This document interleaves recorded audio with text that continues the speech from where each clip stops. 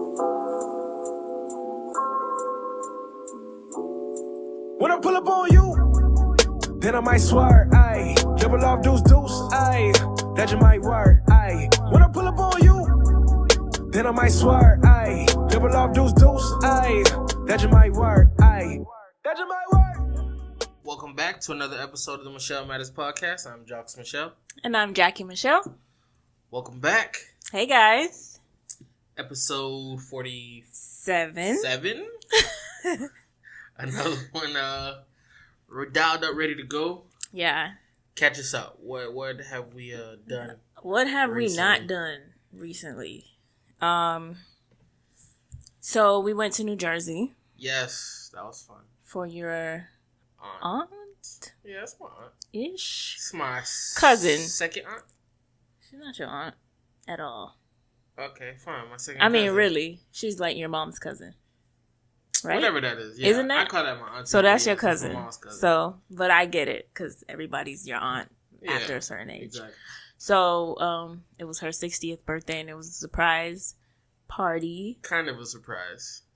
Well, it was a surprise up until the day of the party. Yeah. Because of your mom.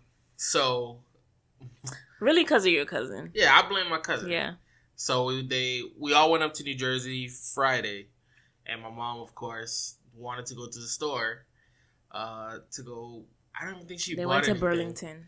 So they went to Burlington. My cousin, who's from Jersey, took her to Burlington. They went after, like, I guess she was helping set up for the party. But they went to the Burlington that I guess that my aunt goes to a lot. And while they're there, my aunt sees them. And literally, my mom just goes up to her, hugs her, and, like, walks away. She doesn't say anything. She doesn't, like, explain it's why she's awkward. here. And she just, like, gives her a hug and then walks away. Yeah. So I was like, surprise ruined. But, I mean, everybody still had a good time. She still didn't really know what was going on. Yeah. She didn't know, but, I mean, come on. But, yeah. Yeah. But it was nice. Of course, everybody had to dress in white because Black people love dressing in white. I mean, looking like a glass of milk in a white glass. I couldn't believe it. But, I mean, it was fun. I'm not even going to complain. No, it was really nice. Yeah. Your cousins were harassing me for months. But it turned out really well. Yeah. I'm very proud of them. And it was cold. Like, yeah, it was. First night, oh, man, because we stayed in an Airbnb. we couldn't get the heater to work. Well, the heater didn't work. It didn't work. So we thought, okay, whatever. We'll just stuck through it tonight. And tomorrow it'll be fine. Nah. No, we found the thermostat and we were like, okay, this has to be it. Like, there is a heater. I see it along the walls. That's what it's for. Yeah. So, and where on the is Airbnb it? description, it says that they have It says there's heat. So, then we're like, okay, the whole house is asleep. We're like, all right, we got to find... I'm waking Jocks up like, we got to find something. So, we go downstairs to their basement. They have like almost like a furnace area. Yeah, and like I don't think we were supposed to be down there, but it was more evidence. Okay, they have a heater. I see. Yeah, because we felt it. So it was kind of like over there the duplexes are different. So it's like I don't a think house. They call them duplexes though. Yeah, it's like a multifamily. Yeah. And so there was another unit on top of where we were, so we could feel the heat going to their unit. So we were like, what's happening? But I left him a good review because he did send somebody out, and like within an hour we had heat. Yeah. So then we were out, we did stuff in New Jersey. We came back and the house was like super hot and comfortable. No, it wasn't super hot and comfortable. It was super hot. And like, I was like, nah. No, I loved it. And then you were like, no, we got to change. I'm like, bro. I ended up turning on the that's AC the whole in point the of the heat. No, but it was like, because the thing was, when we turned it on, it didn't like cut on right away. And then you turned on the AC? Yeah. When? When we were going to sleep. Excuse me? Listen, so we cut on the heat, but then it was because it was going so slow. Yeah. We like cranked it up super high, and then thinking like, okay, even if it doesn't get all the way to the temperature that we were like set it at least it'll be warmer. Yeah. Because it was brick. Like everybody else was like, "Oh, we love this heat," and then you and your dad were like, "Nah." It was too hot. But anyway, So aside from that, yeah, it was a good trip. We got to hang out with your cousins. Yeah, we went over to their house. We didn't really like hang out. Most of the hanging out was that night. Yeah, and but then, it's just good to see them regardless, because you don't really see, when you have family in other places, you don't see them. Yeah. Like that. So then Sunday, even though they were here in the summertime. Yeah, I mean this year we did a pretty good job. They came down, we went up. Yeah. So that was pretty good. Sunday we went to New York. Yeah, so the rest of the family left. Which is typically like my least favorite place to visit. Yeah, this was like your best New York trip. It was. So far. It was. And it was still cold, but it wasn't as cold as the last time we went. Yeah, and I was an idiot. Like it was cold Monday, last time. I was wearing my coat and it was like super like comfortable. You know why? Because I was stressing it that I don't want to hear anything. I don't want to hear, because last time we were there, you didn't pack correctly. No, I did pack correctly. And then you had to buy a Scully off the street, like all this stuff. And we were cold. Like, I was good because I had my coat, but you had one jacket, and I was like, "It's not gonna cut. I had 2 jackets. This is not gonna cut it." Like, it's February. So I made a mistake. I didn't dress properly. But this time you were good. I was overdressed. You were overdressed, and I was happy about that.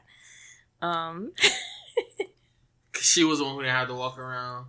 I mean, I was walking around like with luggage, not with luggage, but like my bag. When you walk around New York, I feel like you have to carry something. Yeah, but my coat was like heavy. Like I had I thought it was gonna be winter. It was brisk. It was nice fall weather. Mm-hmm. So the weather was good. Yeah, so we were gonna go to the Met. That didn't work out. My anxiety was going crazy. Which I guess we could talk about that later on in today's episode. Yeah. Why? Because like I'm okay in those type of environments, and you're not. I guess we can. And then what else did we do? So then after that, we went to your cousin's dorm. Yeah, she goes to NYU, a Tisch student. Mm-hmm. And yeah, first of all, when I was in school, that was actually fun. Looked nothing like that. Yeah. Granted, I didn't but have the thing is, dorm, their dorms used to be an actual apartment building. Yeah. So it was like, okay, that's interesting. So when we left, I tried to figure out the setup of that dorm. And I was like, so where they're staying, or 2 of her roommates are staying, was the living room. Has to be. And you were like, yeah, I guess that makes sense, because the door was weird. But it was nice. They have like the view of the city and stuff. Yeah. Like dorms down here are not like that. At least based on where I've seen some of my cousins stay. Like at UF, I'm like, oh, you have to stay here? Like, I can't. Like, you hate to see it. But yeah, her and her roommates are nice, and that was fun. Yeah, it was a good trip. Then when coming back, we went to, I think Newark Airport might be the worst airport I've ever been to. Nah, I take it back. The airport had where did we just come back from? Turks and Caicos. Okay, but I don't fault them for that. All right. We're in the United States. Okay, so the worst domestic airport I've been to is Newark Airport. Yes. It is trash. Like there's, how do we say it at the same time? Like there's, first of all, there's construction happening. So it's like, okay, I get that. But there's a way that you can still run your security. Like, at some point, they weren't even doing TSA pre-check no more. So, even if you had that, you were out of luck. Which I think we should get, but that's just another topic. Yeah. We'll figure it out. And then, I don't know. It was just a mess. Like, I think your people were there for like 4 hours. Yeah, but they had issues with their plane. I'm just saying, the airport, just the setup of it. Yeah. It just... They don't work like efficiently. It's bad. But we were upgraded to first class. I don't know if I call it first class. That's what they called it. I feel like with JetBlue, it is what it is. Like JetBlue is pretty equal. Legroom, so equality for all. So we were sitting down waiting, because we were on the last boarding section. And they were saying, and then they ended up calling us up, and they never, like, I've never got my name called. Yeah, we were like, I know we're on time, so and why are they... butchered Jackie. Oh, was it my name? No, it was your name. I don't know. My name is very easy. yak ass or something. It was crazy. I was like, I guess that's me. So we go up and they're like, we're having an issue with a family. They want to sit together. Put them together. And they're like, do you mind if we upgrade you to row 3? And I was like, upgrade me. So they ended up putting us up in row 3. And it was at night. We were traveling at night, which we should do more often. Yeah. Because that was really good. It was, they put us up in row 3, but the only thing was, they took up all the overhead space. Yeah. I don't know. That was just a weird. I usually have good JetBlue experiences. That one was kind of I didn't really care too much about the overhead space situation. But you cared more. Because I'm like, if I'm going to sit in row 3, the best part about sitting in the front is getting out off first. Yeah. So it should have been smooth, but it wasn't. But aside from that, I mean, it was good. I had good leg room. And it was crazy, right? Because as I'm going back, because I had to go all the way back to like row 9, row 10 to put up the luggage, I see somebody coming the other way. And I look at Jack and I was like, I know that guy. I was like, I don't. And the thing was like, he looked so regular, like, and nobody was talking to him or anything. I was like, I know this guy. And I'm trying to walk away. I was like, where do I know him from? Where do I know him from? And I still don't. I mean, you don't. But then finally it hit me Monday when I was at work. And I was like, oh, that's Drew Rosenhaus. He's like a football agent, a sports agent. I know he does more than football. But he's a sports agent. And it was, I think, I ain't, pocket watching. His net worth like $60 million. You not pocket watching, I'm but not. you know his net I know worth. his net worth. And Google be wrong, though, with the net worth. Knowing him, it probably might be more. But just the fact that, like, no one, like, he was just so regular. And the thing is, he had on, like, his company logo on his shirt. And I still, like, didn't, because I don't know his logo, but, like, nobody even caught on to it. But that wasn't even the first sighting. So our flight going to New Jersey, you saw somebody else. Yeah, because we were sitting down, like. And we flew out of Fort Lauderdale. It wasn't like you would assume you would see people coming from Miami or coming out of Miami. But some other football guy, I guess. Some other football guy. That's the thing. So, what? No, it was LT, right? And the thing is, I've only seen these people on TV. Mm-hmm. So I see somebody walk by, I was like, man, that look like LT. And these are people that was on our flights. It's not just like people watching in the airport. Yeah, so I'm like, man, that look like LT. And Jackie's like, okay. Yeah, I was like, so what, he coaches in Miami somewhere? And then it wasn't until we, like, because he boarded before us. It wasn't until we got on the plane where, like, you start hearing the chat, like, oh, I think that was LT. Mm-hmm. I think that was LT. And there was some other Dolphins player that I don't know that was on the flight that sat next to him. He looked younger, though. Yeah, he was definitely younger. But I was just like, LT? And he's sitting behind me? Like, but I guess. Really? I mean, again, it's JetBlue. I judge people. Nah, he was in the exit row, so I figured, okay, that makes sense. Extra leg room. At least he put up the money for the extra leg room. You need to stop counting people serious, wallet. He did. But I was just surprised. Because Drew Rosenhaus was in row 1. But, I mean, money a little different. But, yeah, so that was actually kind of cool. Seeing him on the flight. I just, I gave him the what's up head nod when I seen him. Something light. Kept it moving. But, yeah, that was, I guess. Hey, I felt like you could have just said something. Because a couple of people but they talked to them. I can't. Yeah. I mean, I don't even like being bothered at the airport. Yeah, I couldn't be that guy. I'm sure they're bothered every day. So that would have been annoying. Yeah. But yeah, misconnections. You know what I'm saying? Different. Nah, I ain't no misconnection. Yes, it is. Because if I saw somebody in the fashion industry, I would have definitely been like, listen, sis. Look, that ain't my goal. Well, I mean, Drew Rosenhaus, maybe. Who's that one? The guy. That one, yeah, we were like right next to him, so that would have actually worked out. But aside from that, I mean, it's not serious. Yeah. But yeah, I think that's enough. That's a recap. So now we've just been. It has been a while. Now it's just been like catching up on shows and stuff like that. And my niece's birthday was yesterday. Yes. Friday. I take it back. Happy birthday, London. So they're on a cruise. Yeah. And that's it. And And the time went back, so I kind of feel weird. Yeah, I woke up very early today. Well, I woke up even earlier than that.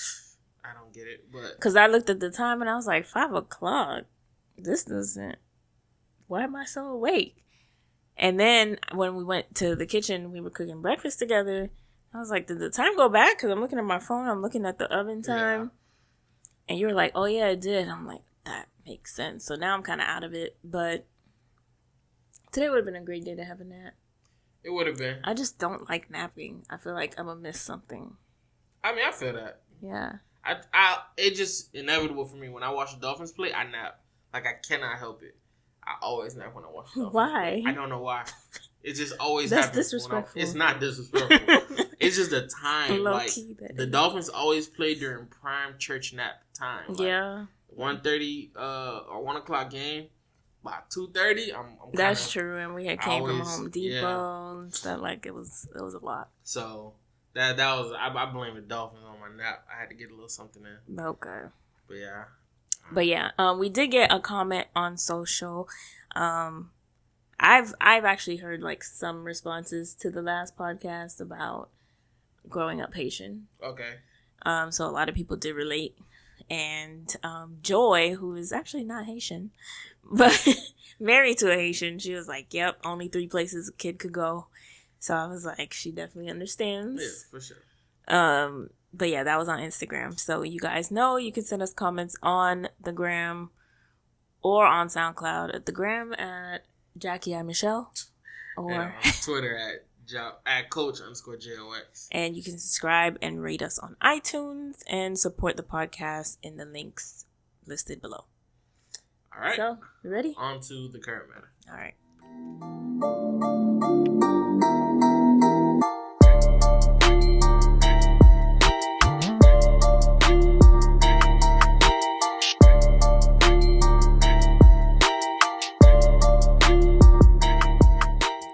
All right, so for this current matter, I heard about this, I guess, study or certain studies that have been done on divorce and like when is the riskiest time in a marriage for people to get divorced. So, right after you cheat. But that's not quantified. So they're saying with like what years your marriage is most at risk for divorce. We had done a divorce episode. Yeah, which I feel way like earlier. Don't say the D word. Don't say the D word. That was like last year, early. Yeah. It was episode like 5 or something. Definitely one of the early ones. Yeah. So you guys can check that out there. But this I thought was interesting, and some things you didn't really agree with when you read. It's not that I didn't agree with it. I just feel like it's kind of a reach. Like, it's a study on divorce, and it's hard because it's like, you don't know. I mean, and they said that too, that they don't know, and scientists haven't really pinned it on anything.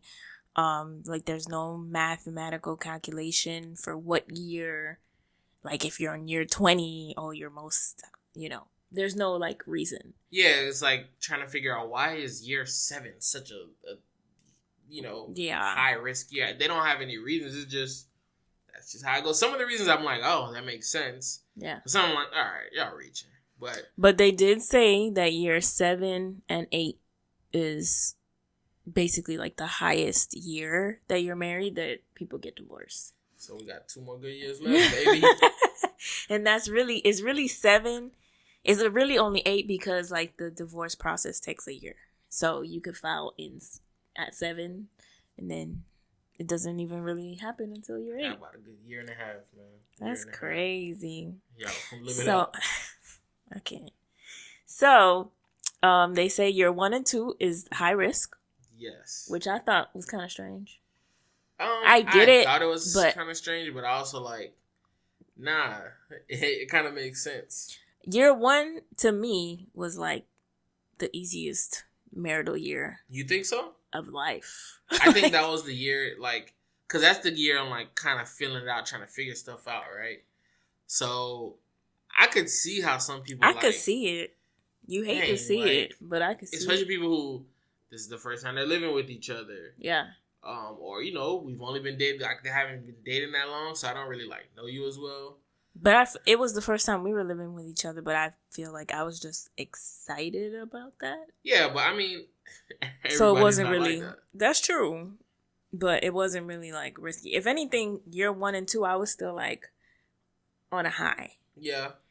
Like, wow, this is actually happening. Like, we've been together for so long, and this is the article mentions that a lot of divorces, or they think that a lot of divorces end in the first year because that's when the prenups kind of kick in for like the high clientele of the divorce lawyers. So they feel like a lot of the people like divorce within the first year because it's like, I don't know if this is gonna make it.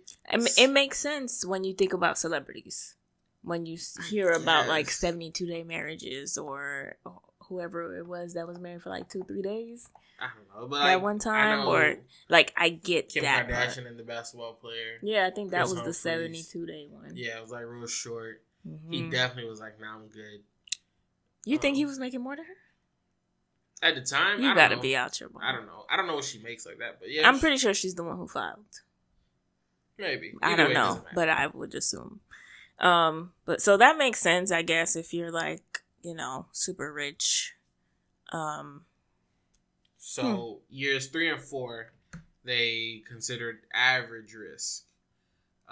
This one is because they said that's typically around the years that you start having kids, and they believe that kids bring stability, at least in the beginning, to the relationship. And I can see that too. I was like, that kind of makes sense. Yeah, because the babies can't do nothing for themselves. Yeah, but it's like, I got a baby with her. I can't, leave her right now. Let me just wait till the baby goes to school. I just invested a lot of Similac and diapers. I can't just, That's terrible, bro. Nah, I mean, you can't leave right now. Yeah. They also mentioned that, like, it almost feels like a high that the only place that it could go is down from there. Yeah. Type thing. Yeah. So we are currently in the highest risk oh man of the marriage phase, I guess. Years 5 to 8. Yeah. But we're not at like peak, because peak is like year 7, something like that. Yeah. We still, we're not even at 6 yet. So we're about to be in the new year. We got another year and a half. I can do. Yeah. Another year and a half. Yeah. Okay. Start, playing around, hiding assets. I got a year and a half to figure it out. Stop. Your bank account off. Cut it out. Cut it out. No, but first of all, you can't. Okay. You can't do nothing to the bank accounts without me, anyways. So and vice versa. I can make withdrawals. Those boys don't stop me from going to the ATM. Light flex. It just got to be, a little bit at a time, like acorns. Like so anyway.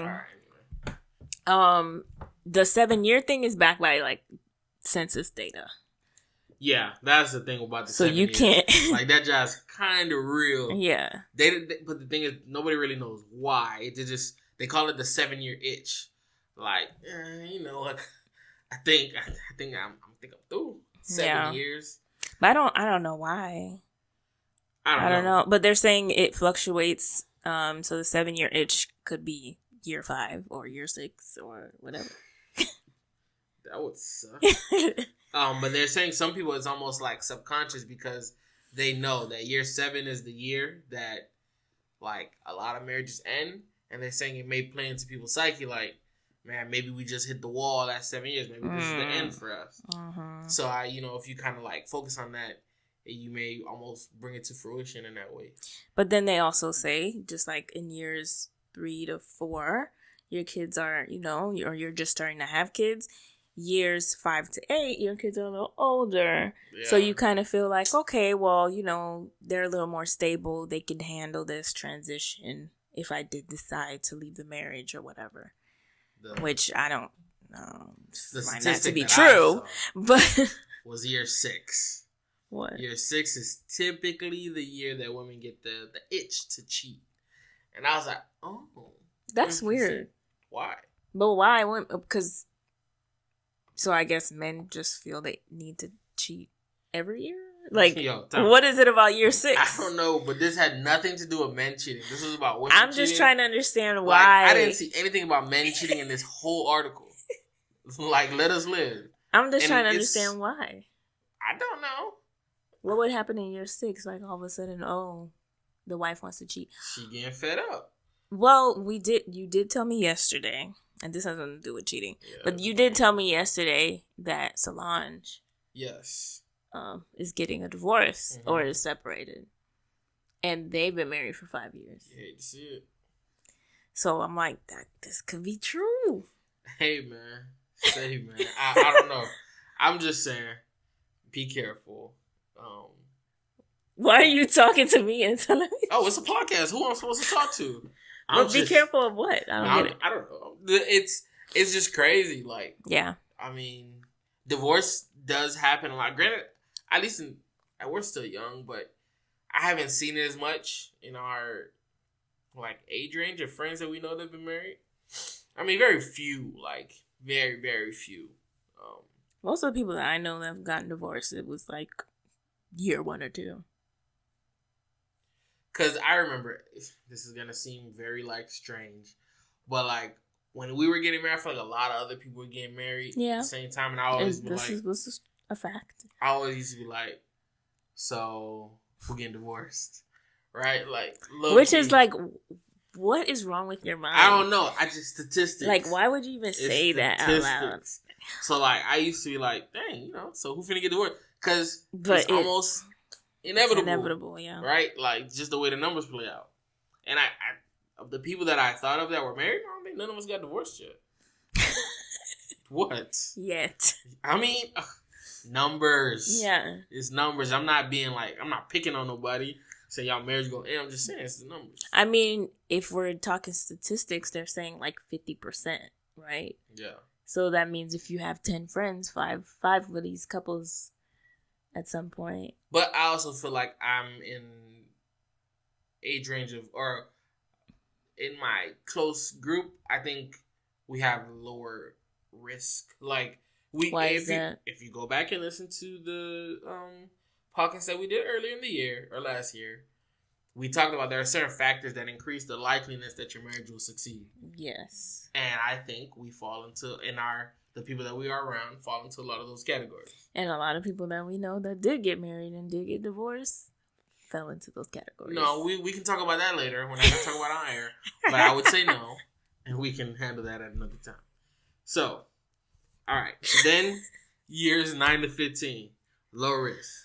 That's the goal, fellas. Get to year 9. She can't leave you at that point. That's when, hopefully, your hair starts getting gray and, y'all comfortable. So they were saying, year 9 to 15, the kids are a little older. Let's say the average age, I guess, today people are getting married is 30. Yeah. Or like 30s. So, you're talking 39 to 45. I don't know. I feel like at that range, you're kind of just coasting. And you figured out like some type of stability in your home. To me, I'm not talking about what they're saying, but from what I see. They also say around year 10, it becomes more emotional and harder for people to divorce, and they think that may have basically they're saying people are going to stay together because it's too hard to get a divorce. Pretty That's what much. they're saying? Yes, and that's why... This is insane to me. But that's why it leads to the next range, which is years 15 but to 20. Wait. Oh, my God. Because years 9 to 15 to me is like also in your career, you're just more stable. Hopefully, yeah. Hopefully, like with life, like 40 to like 45. I mean, what age did I say? Yeah, pretty 40, much. 45, yeah. 40, 45, or even 40, 55. You're a little more stable in your life. So I just feel like you're just coasting. But why? I mean, that could also just be boring. Could be. But y'all kind of hit y'all stride after 10 years. I mean, we've been dating for, over 10 years at this point. Yeah. But, you kind of find your rhythm with the person. Like, I feel like now, I would almost feel like now we're really, like, know each other, comfortable with each other. Yeah. Because we've known each other for so long at this point. But we're in the riskiest times. marriage-wise. Yeah. But dating-wise, we've passed all that. That's what I'm saying. Right. So, I mean, marriage, of course, is different, but I'm saying... And also, this is just not backed by anything. So... Yeah, no, this is... It's not going to go by... Yeah. Jokes. But they're saying the safest stage of your marriage is between years 10 and 15. And then, like you were saying, like, it's just people are getting comfortable. Yeah. Years 15 to 20, which is the next stage, you would assume that the risk would go lower, but it jumps back up to average. Yeah. Years 15 to 20. So it could be people were settling and comfortable years 10 to 15, and then years 15 to 20, it's like, I don't got to take this no more. Yeah. So. And by then, you know, maybe your kids are grown.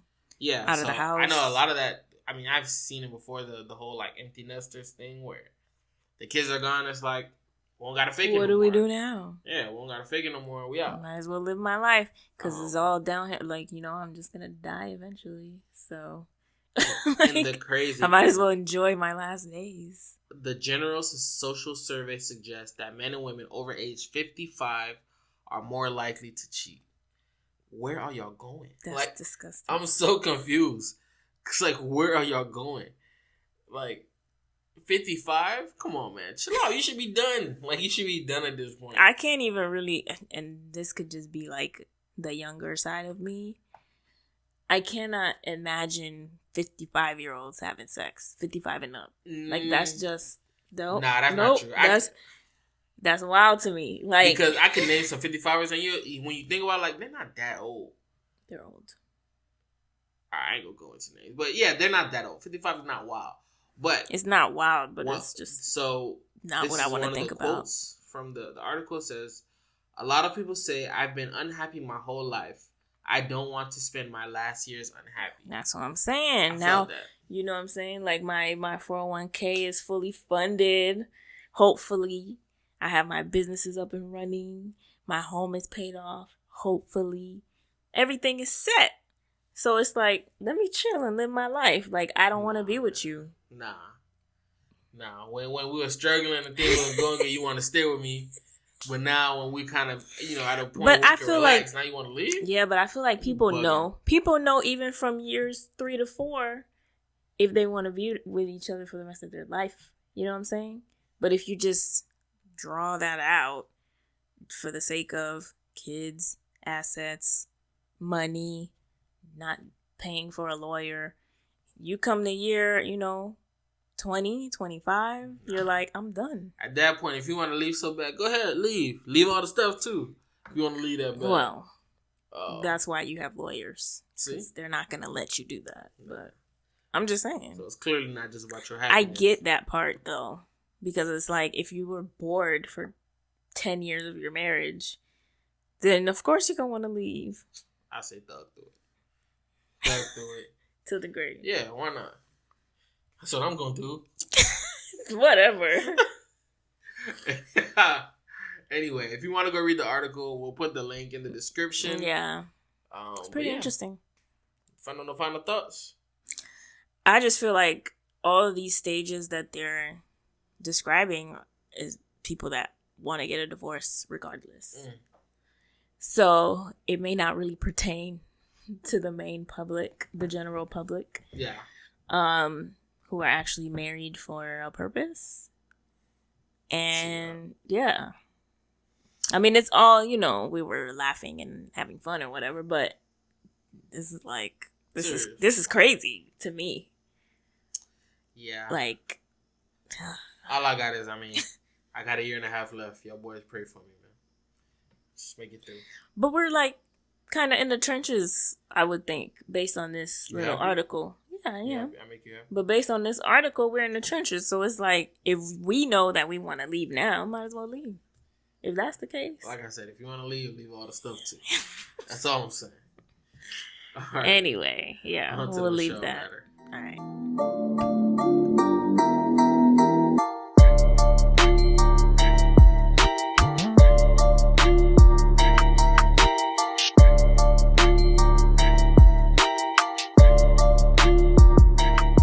Okay, so this Michel Matter.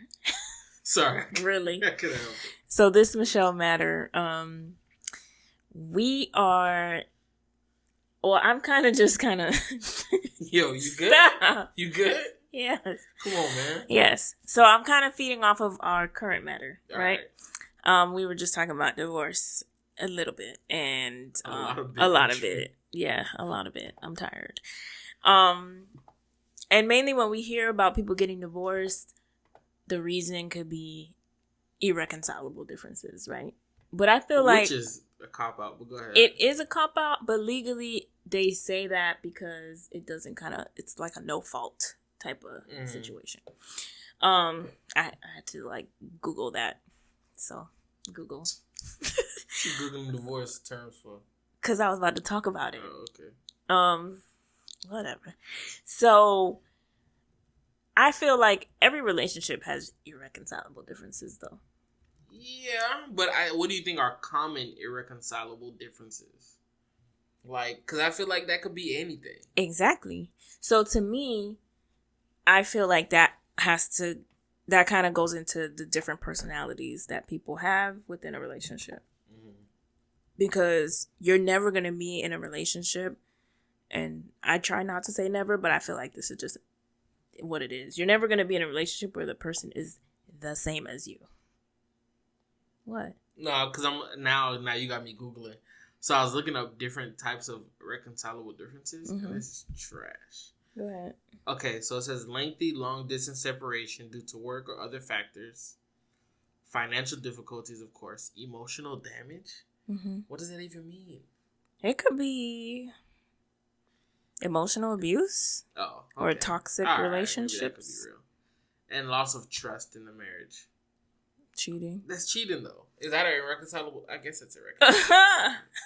For a lot of people, it is. I mean... So it's kind of like, okay, let's just wrap this up in a nice, pretty bow and call it irreconcilable differences. Yeah, maybe that's all it was. But I was just saying, as far as personality goes, there's always going to be differences. And I feel like even with us, sometimes there's like irreconcilable differences. Okay. I like this list better. It's a lot more trash. Oh my God. All right. So 10 different irreconcilable differences. In-laws and extended family involvement. Oh. Balance between home and work. Okay, that's good. Communication patterns. Sexual intimacy. Okay. Personal habits and idiosyncrasies. Mm-hmm. Sharing household responsibilities. Okay. Outside friendships. We know what that means. Political views. Debt difficulties. And disciplining children. Okay, so leave that right there. Because I feel like that helps in this conversation. Yes. As far as personalities.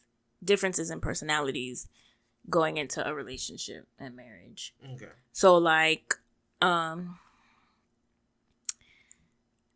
guess, how can you, because a lot of these things you can kind of work through before you get married. Yeah, I guess. Like, you can have these conversations. Yeah, like, yeah. What are your political views, really? Like, yeah.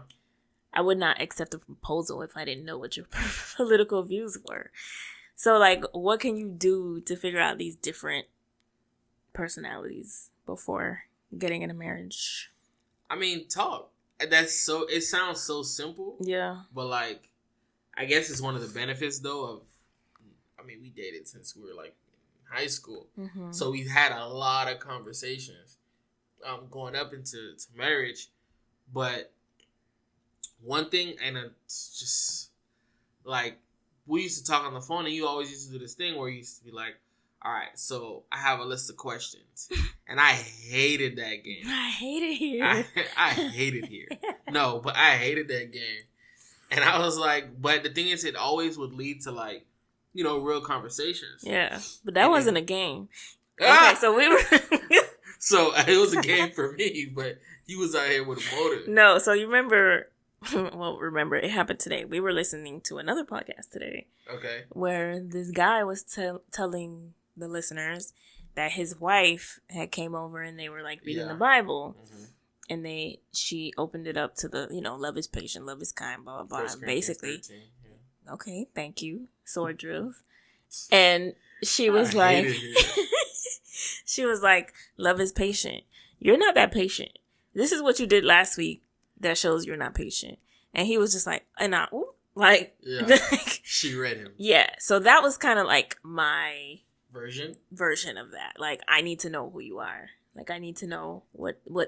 So you thought reading me was the way to. I didn't read you. I just let you answer your questions. Oh. Nah, and you thought it was a game, but it wasn't a game. Some of them, because we definitely had arguments that came out of those. But I guess, But it was necessary. For better. Some of them for worse. What? So, and then, is it still... I was going to expose you, but no. What? How you got me caught up one day in one of your questions. Help me understand. Okay, so... Granted, this was when we were much younger. Jackie asked me, all right. Talking about the friend thing? Yes. Oh, gosh. To this day. I don't even bring that up. I do. Because I've never been more hoodwinked, bamboozled, tricked, scammed. Oh, no, I take it back. What you did to me on my birthday this year, that's up there. Oh, God. But, so she asked me this question. She's like, oh, if you could date any of my friends, which one would you date?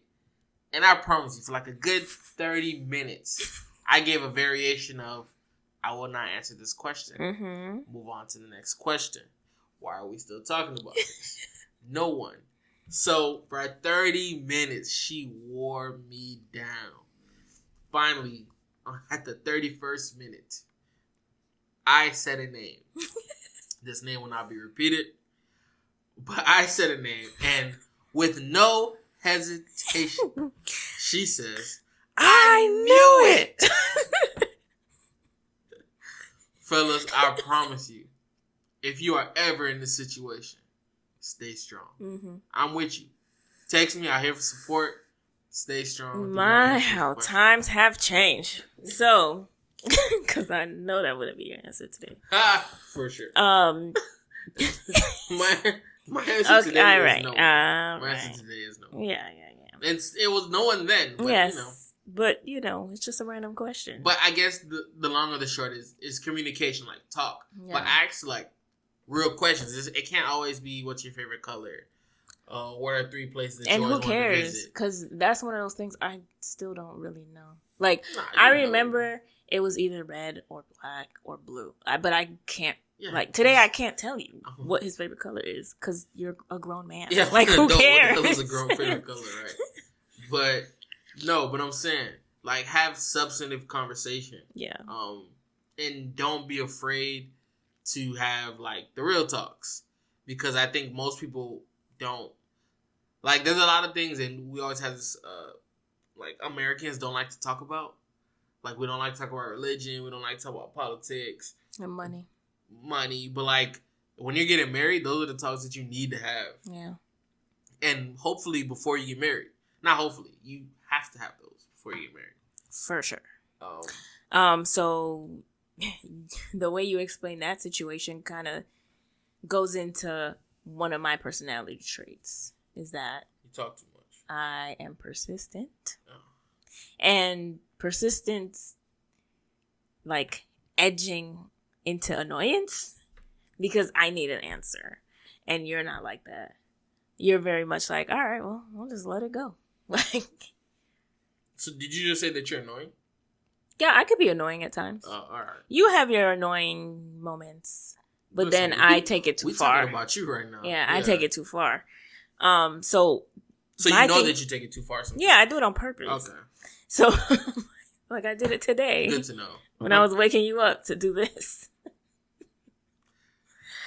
But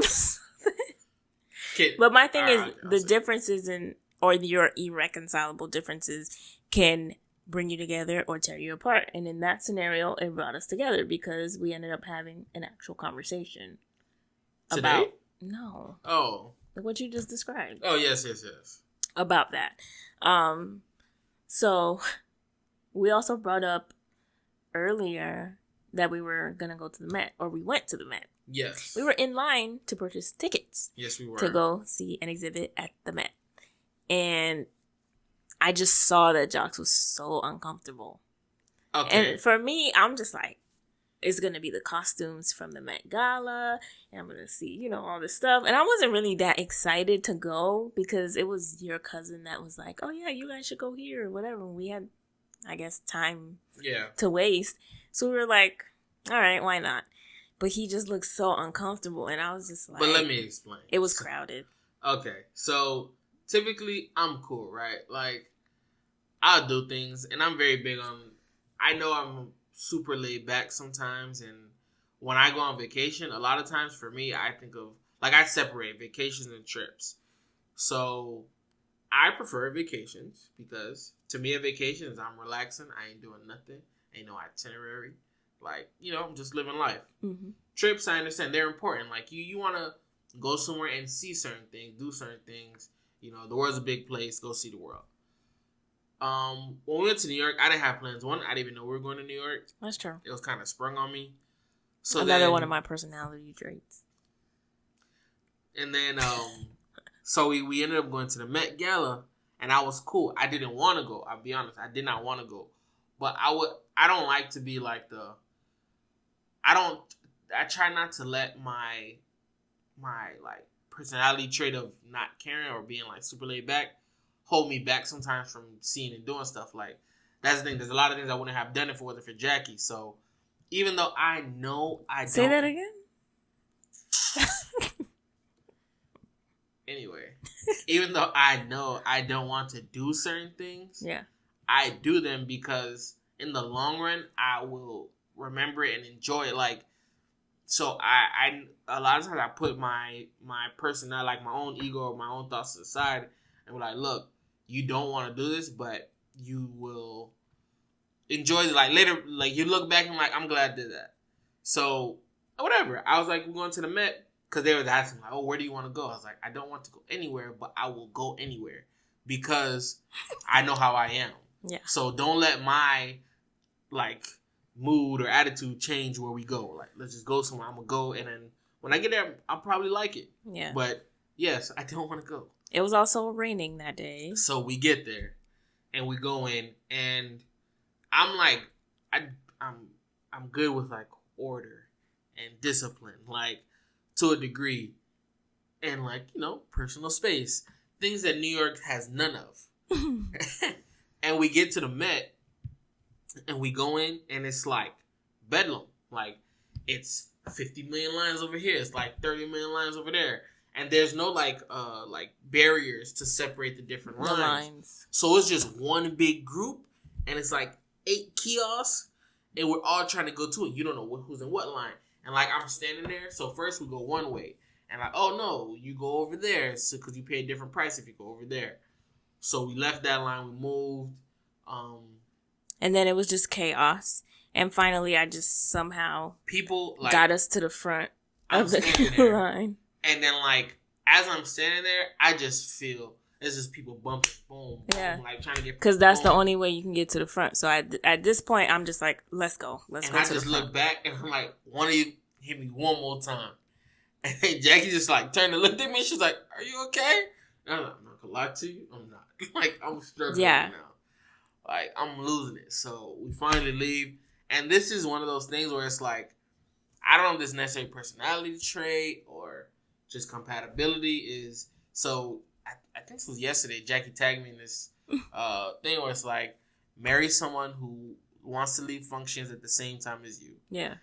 Hey, believe me, it'll help you go a long way. And I was like, thank you. Thank you for being understanding. And it also wasn't anything that I was like dying to see. Yeah. So I was really like, we don't need to be here. Like, let's go. Because I think you were just enduring it thinking I wanted to be there. Yeah.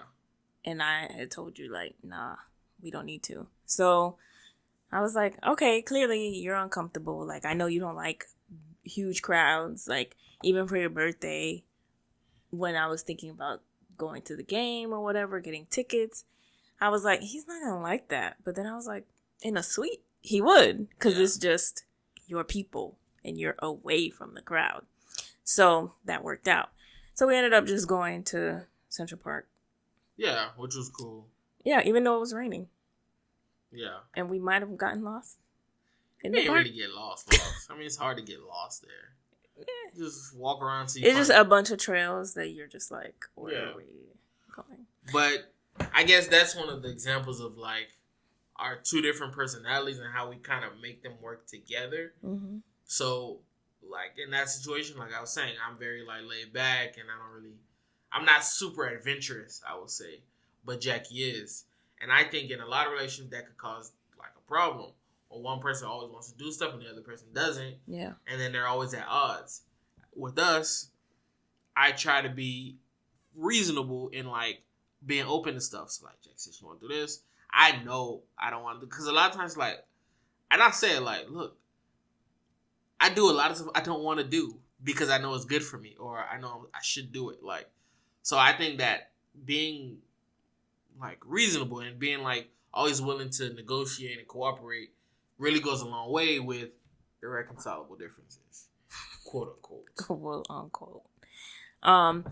But like where I'm more, okay, let's do this, and I know, and I won't even say a lot of people will be there because I don't like doing stuff like that. But if it's something that I would be interested in, I don't mind there being a ton of people there, right? Whereas you like being with your people. Mm-hmm. So, and I like, it's weird because I'll actually prefer to do things like I'm kind of on my own or with one or two other people and we're surrounded by people we don't know, instead of like being surrounded by a bunch of people I do know. Because I know when it's people I don't know, they're not going to talk to me. Yeah. And it's people I do know, they're going to keep talking to me. Yeah. And sometimes that's bad, but it's kind of like, that's just in me. Where you're with your people, it's like you won't stop talking. Like you're the one that talks the most. Me? Yeah. Yeah? I talk a lot like that? Yeah, around your people. But when we're around people that we don't know, you don't talk to those people. And I'm more inclined to talk to people I don't know. Yeah, like I always tell people, like, I'm nice. I'm not friendly. Like, yeah. Because where where I'm from? Where you from? Where you from? Like, being friendly is not, like... a part of you. Yeah, it was not like a, like, it's not a character trait we, like, look upon like that. It's like, Jit friendly. Like, like, why is he so... Like, but I consider myself to be nice. Like, I don't think I'm off-putting to people. But I'm just nice. But, like, you're nice to people you know. Yeah, for sure. Yeah. But to people I'm not. I'm not friendly. I'm friendly with people I know is what you mean. I'm nice to people I don't know. Like, oh, hey, how you doing? Like, I'll say hi. If you put me in a situation where I'm with, like, people I don't know, what you do, or we'll go to, like, your events or whatnot. And it's like, I have to always, like, fix my face to know, like, all right, look. Because sometimes I could have that, I don't want to deal with these people today, but it's like, it's for Jackie, so let me try to that's bring where, like, myself compromise comes in. Because then sometimes you'll want to do things here, which I'm 100% always down for. But then sometimes it'll be, like, last minute. So I'm more of, like, a planner, and he is not. So it'd be like something simple, like, I want to have some people. It's never simple. You don't got a plan for that. It's never simple because y'all don't think about, like, okay, what are we going to eat while watching the game? The games are like 3-4 hours long. What are we going to drink? Who's going to provide these things? Like, that's why I like to plan those things out. And then it'll be like, oh yes, it's going to be 5 people. And then it ends up like 30 people. So I'm just like, chill out. It'd never be like that. But so then I'm more inclined to be like, it's last minute. Honestly, I want to take a nap. You got this? Yeah. And you'll be like, yeah, it's fine. Like, but then there's other times where I'm like, okay, I know it's last minute, but I'm going to be involved. Yeah. So it's like, pick up some snacks, do that. Some apple slices, some, typical Jackie snacks. That's what we're doing today. All right, I'm good. So yeah, it's also like being okay with the fact that your partner is different from you.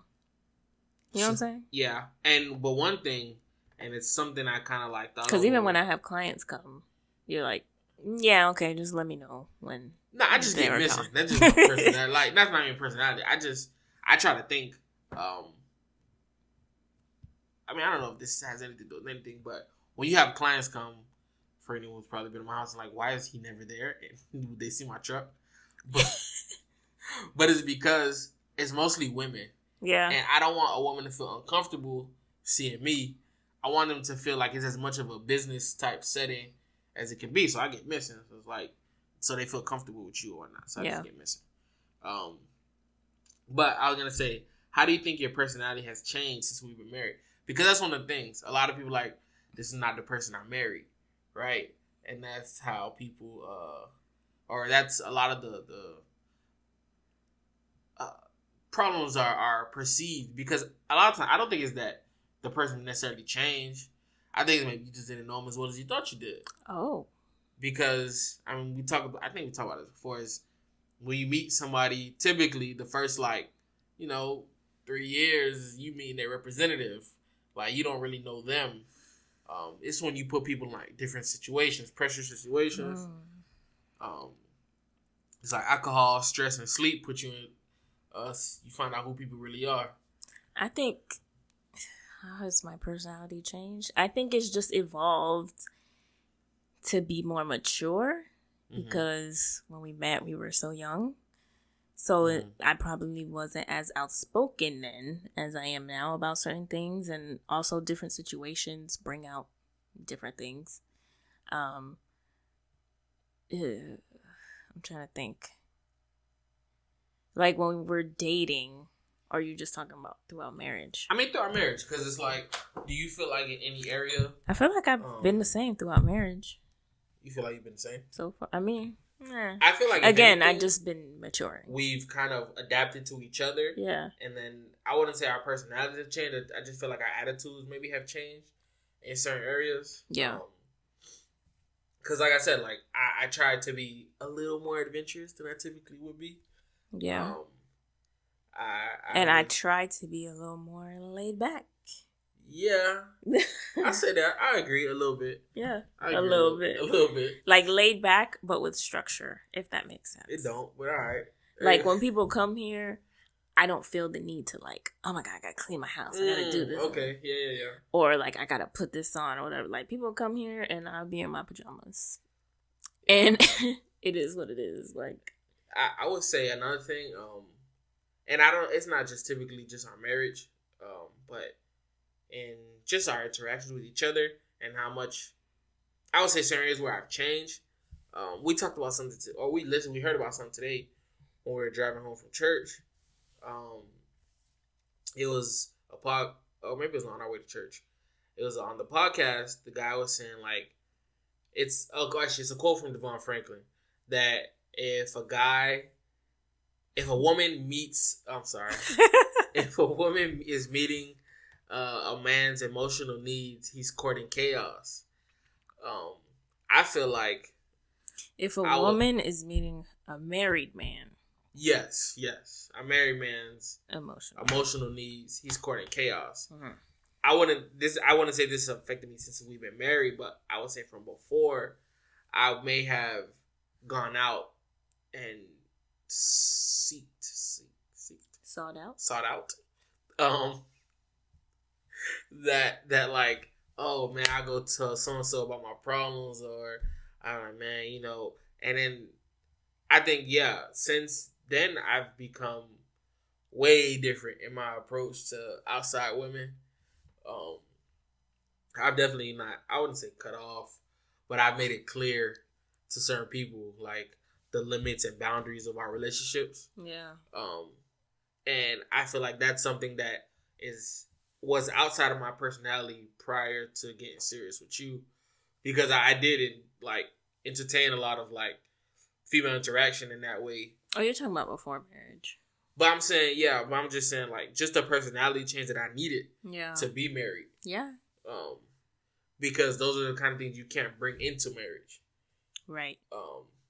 Is there anything else that you think you had to change before you got married in order to prepare yourself? What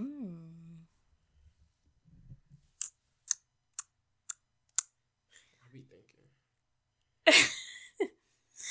I guess, there were a lot of things that I had to change. I had to change my circle. I had to change all right. Oh, I'm sorry. I had to change I guess any expectations I might have had about what marriage should look like. Mm-hmm. But as far as personally, I had to change thinking that I knew it all. Because I feel like even though we had been in a relationship for so long, I was still single. And I was still operating to my own devices. Mm-hmm. Like, I didn't have to tell you where I was going. I didn't have to tell you how I'm using my money. I didn't have to tell you, like, anything that I didn't want to tell you. I look at you. And yeah, for the good of our marriage, you know. But yeah, I feel like you just have to be more aware, or I had to be more aware of the fact that, oh, okay, this is like legit. Like, I should actually tell this guy our plan, like my plan for my life, so he understands how he can so I can understand his plans for his life and how we can merge that and all that stuff. And then that's kind of when things started getting serious, I think. And we started planning together, even like financially, and attending different like classes. We attended this marriage class. Was it a marriage class? Yeah. And we weren't even engaged at the time. No. But that's when I knew around that time that it was like, we're getting serious. Yeah, we're like making the necessary changes to focus on this. Yeah, I don't know what it was. I mean, I guess I kind of knew. I guess because I knew what I wanted, or we knew what we wanted, that we did a lot of those things. Yeah. But that took time. Like, that took sure. maturing to get there. Yeah. And one of the things about personalities and, like, how, yes, personalities can clash, right? And it can cause dissension and then, like, different problems. But the thing about it, mainly to me, is, and this is what I think is very, like, key in success in marriage, is, like, personality is not fixed. You don't have a personality, and that's just your personality. Your personality can change. A lot of it is, like... Your personality will change. Yeah. But I'm saying it's usually not something that can't be changed. It's not something like, oh, I'm short, and she don't like short men. Like, it's nothing you can do about that. Yeah. But your personality is something you can work on your personality. You can, like, do things to adjust and shift. And it's so ego-based, right? Like, she met me like this. I was like this. But you don't have to stay like that. You know what I'm saying? Especially if you know it's something that is affecting your marriage in that way. Or any relationship you got with anybody. Yeah, yeah. So I think one of the keys is just the sacrifice of, like, it's the dying of self in a way. It's like, everything's not about me. Everything's not personal. And it's trying to adapt to that person in order to make the two pieces fit. Because, I mean, I don't think there's any two people that necessarily fit perfectly together in that way. And that's with personalities and all that. Like, it's how you mold yourself and adjust to make your piece and her piece fit. Yeah. That's the key to marriage. Okay. What? I did that thing again. I was spinning. Yeah. All right. That was a word. I try. I feel like we could end it right there. We can. Let's do that. All right. On to the Listener Matters. Yes.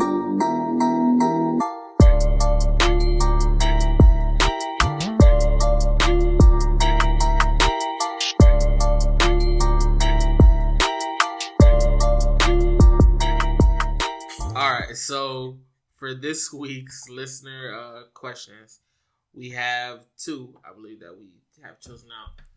And the first one is... Well, first, you can email us. Oh, for sure. This is why I let you intro these. You can email us at MichelMatters@gmail.com. You already know you can send us messages on our social media accounts. Appropriate DMs, please. Whoa.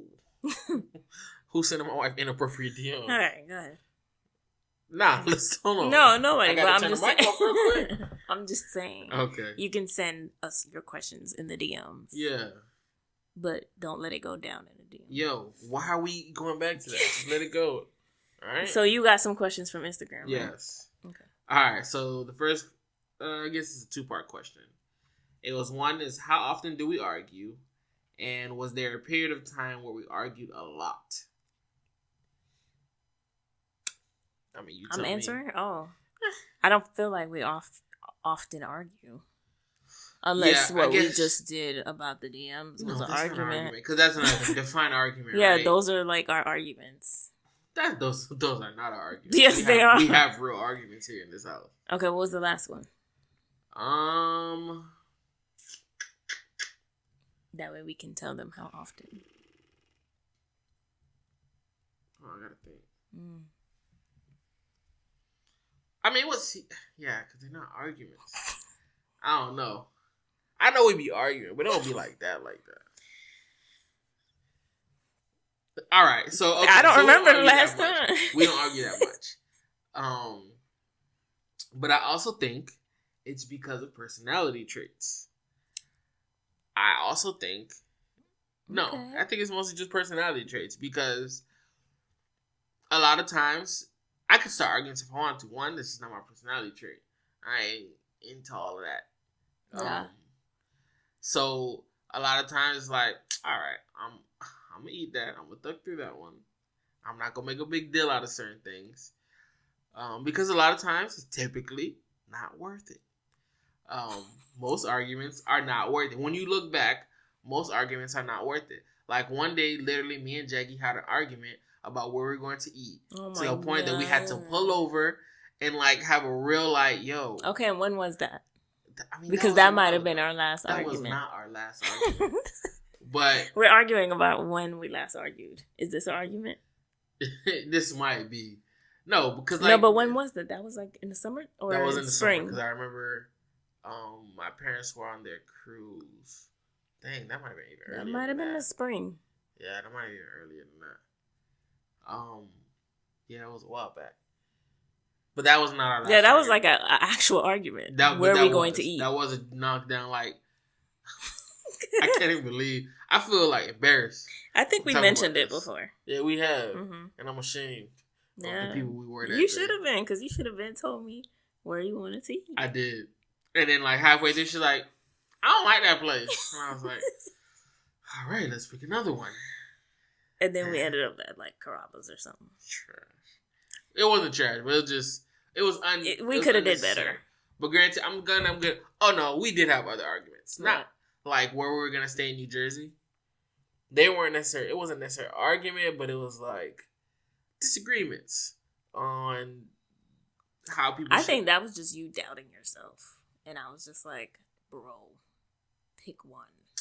All right, man. I'm sorry. This wasn't necessarily the best question for us. Was there a period of time where we argued a lot? When we dated, maybe. I feel like there were times where No, I feel like maybe like year 2 of marriage. Yeah, there was a period where I was like, I can't do nothing right. I go through. I think you're talking about year 3. Maybe that was year 3. That was year 3. Just can't do nothing right.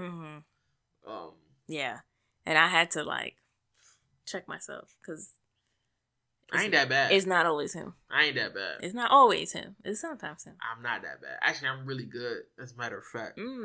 So. The humbleness. Nah, not right now. Okay. But yeah. I don't know. I guess the 3rd year of marriage we argued. Yeah. But it was, again, about stuff like on the list of the irreconcilable differences. Like, different ways we do stuff around the house, or sharing of the household responsibilities. Yes. Oh yes, debt difficulties.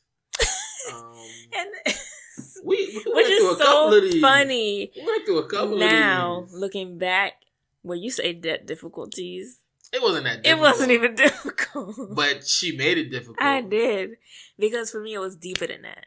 Everything is deeper than something. All right. To me. So, yeah. So, okay. So, yeah, that might have been it. No, I don't know what's going on. Nah, that's not us. Oh. Sorry. All right. So, the second question. Well, you go with the first? I really don't have nothing much. Did we answer? I think so. I mean, like I said. So, I guess like when we were married, 3rd year of marriage, we argued the most in our relationship. Because dating, what is there to argue about when you're dating? We don't really argue like that. It was like early on in high school. Nah, I used to be like, you too friendly. A lot. Oh, I had reason to argue in college. The thing is, listen, the way she said that made that seem so dramatic. If you ask anyone who knows what was going on, sis, you lived the good life. Okay? Okay. All right? You lived Looking back, life. you know, hindsight 2020, but I'm just saying, time, at the time, it felt like the biggest thing ever. Mm-hmm. But it wasn't that deep, y'all. Yeah. It wasn't that serious. But even then, it was like, it was just petty stuff at that time. Like, I feel like third year marriage, that was probably like where we argued the most. Yeah, more pettiness. It was always petty. It was. All of the arguments were petty. It was never anything the serious. Thing is, yes, all the arguments were petty because a lot of times it was she'd be mad about something, which would be petty, but it also would be petty on me to not correct it. So, that's a word. I'll go ahead and be fair. That's good. Point. That's good. Yeah? Mm-hmm. No. All right, so the second question, very vague. No, because she explained the question. All right, so you explain it since you remember. No. I remember she explained the question to you because you're the one who got the question. I just don't know what it was. It's a very vague question, and it's still vague, and it's I'm trying to find the best way to put it into words. All right, so I guess I'll do it in parts. The question is if you have kids in the car, I guess. Oh. 18 and up. Yeah. Parental advisory. Yes, we're going to talk about sexual activity for a second. All right, go ahead. And it talks about threesomes. The question is pretty much about threesomes. And all right, so this is going to be quick because a lot of these are kind of easy. Are you okay with a threesome? No. Like that's like a strong no? Yeah. Okay, Grant, just the questions, just not my personal thoughts or opinions. Those were not her questions. That's what I'm saying. But go ahead. Are you trying to lead into the? Yeah. Okay. All right. So then it's okay. Are you? How do you? I'm trying to think of the best way to do this because I know anonymity is like strong. So if you know someone. How would you describe this? Oh my gosh. I don't know. I hate that you like act like you don't know what's going on. Because I don't know exactly how she phrased the question. She didn't phrase the question. She just literally wrote it. Threesomes. Talk about threesomes. I'm just like, yo, come on. All right, but I know, okay, if you have a friend who is involved in a relationship that does threesomes, would you say something? Like, would you comment on it or how would you go about that? If they brought it up to you. Yeah, if we're friends and they brought it up to me, for sure. What would you say, though? I guess it depends on the friend. Like, and the question. So, if we're close friends and the question is, is what I'm doing wrong? Yeah. Or... like, what do you think about my relationship? I do threesomes. Right. Then I would have to be like, sis, what are you doing? Like, what is the point? Like, what's the purpose? Even like all sexual, I'm trying to think of how to say it. Like, what is the purpose in having threesomes? Yeah, in your relationship. Like, what does that do for your relationship? For your relationship, how does that grow you guys? Like, like I would just have questions, and obviously you're asking. So why are you asking? Like, I feel like if I'm secure about something, I don't ask no questions about it. But I mean, it could also be like, it could just come up in conversation. It's like, hey, me and so-and-so had a threesome with someone else the other day. Yeah. I guess my question would be... I don't know how that would just... I mean, it just depends on the friend. Weekend? We had a threesome. Like, yeah, that depends on the friend. Yeah. For sure. And then, there's only a few people. I guess, would you tell them because you don't agree in threesomes, would you make that clear to them? Yeah, but if they're my friend, they would know that already. They would. do you still, so saying they were a close friend, could you see that relationship staying at a high level after that? A high level? Yeah. Could you still be close friends with a couple that have threesomes? I mean, I ain't in there. I ain't in that room. Yeah. Yeah. Yeah, why not? Yeah, I mean, because here's the thing. I'm friends with a lot of different people. Yes, that's where I was going to go with it. I guess I know a lot of people who are into a lot of different things. They know where I stand on things. But you're not trying to in the same way, I don't expect people to live up to the same moral standards and ethics that I do. There you go. Because we all not built like that. We all not the same. We're all different. We don't all follow the same moral codes. So I don't necessarily hold people to that. As long as you don't incorporate me or try to incorporate me in your lifestyle, then I think we could find a way to still be friends. It's just, you already know, like, I'm not gonna, like, it's gonna be a different type of conversation, though. It's not gonna be like, oh yeah, like, how was it? Like, no. Like, it's gonna be like, I can, like, for the most part, keep what you do in your bedroom, like, to yourself already. Well, yeah, I mean, I would have questions only because, like, and that's the thing. If you brought it up, it's like you're okay with answering my questions. Third party, the gender, I'm gonna have questions like, if the person of that same gender is like interacting with that person, like, you know, are there any sexuality questions or concerns that may be brought up? I mean, regardless, there's going to be somebody of the same gender there. I know. So, and this is what I'm saying. But what if they switch out every time? It don't have I'd have even more questions. I don't know. At that point, it's kind of like everything's up for grabs. So that wouldn't even be my question. Yeah. My question, at the end of the day, I feel like there's purpose in everything. What is the purpose? How does this enhance your marriage? How does this enhance your sex life? Like, what does that do for your sex life? Because then, like, do you guys constantly do this? Do you feel like you always need this? Or is it never just you and your partner? Like birthdays. Special occasions. Special occasions? Yeah. I'm sorry, I can't. That's crazy. All right. What's the question again? There is no question. It was just a topic, and you put it on here. I was never going to answer this question. I mean, the people asked the question. And I choose to not bring it up. Anyway, I think that's all we have for listener questions. Yeah. Don't forget, you can always send us questions. And yeah, be more clear on your questions. Yes. All right, on to the business spotlight.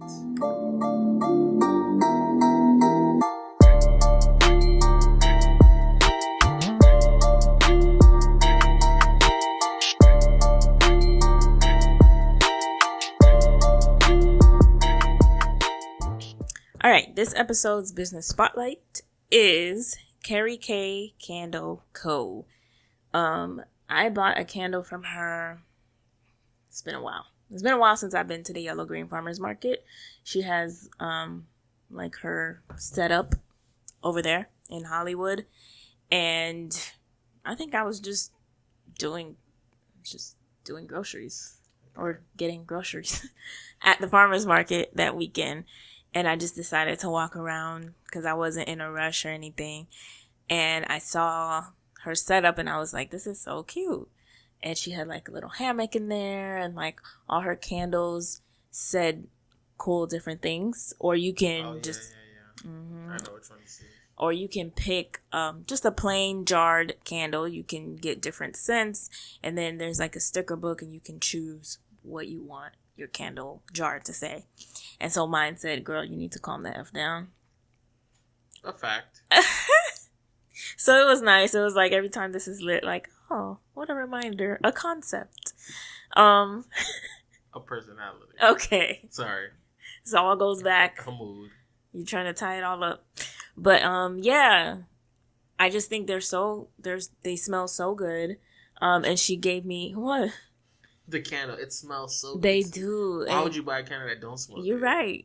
But some people, I don't know. I don't know what's wrong with their scents. But they all smell really good. And they're vegan. And she makes them here. like in South Florida. Are you eating the candle? So here's the cool thing about it. It's actually burning right now. It's in a different jar.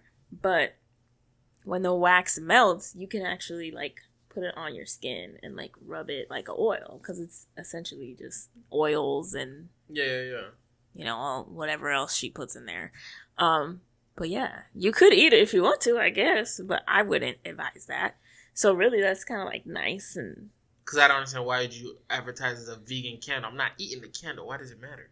It matters because you can use it as like, you know, you can actually leave it in your car, which I've done.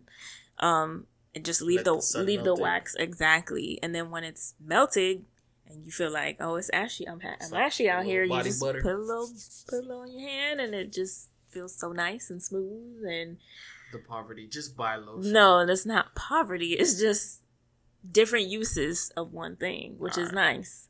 Because then you can use it in different settings. You know what I'm saying? We talked about the bedroom. We talked about all these different things you can use your wax for. Okay, there's children listening.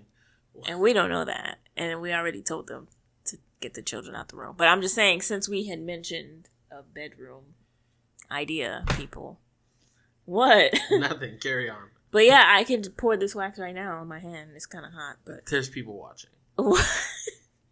But yeah, so I wanted to shout her out. I think it's a really cute business and a cool concept. And her dog sometimes hangs out with her at work, which is cool. You know, I've been on that lately. You can stop nudging me. I ain't getting you no dog. So yeah, check her out. Her Instagram is at Kery, Kery, Kay, Candle Co. And she's at Yellow Green Farmers Market in Hollywood. And I'm sure she probably does different events and stuff. I think she did an event in Aventura Mall or something. So yeah, check her out. All right. We good? Yeah. We're done. Another episode in the books. Mm-hmm. All right. We out? Bye. See ya. When I pull up on you, then I might swear, ayy. Double off deuce, ayy. That you might work, ayy. When I pull up on you, then I might swear, ayy. Double off deuce, ayy. That you might work, ayy. That you might work. That you might work.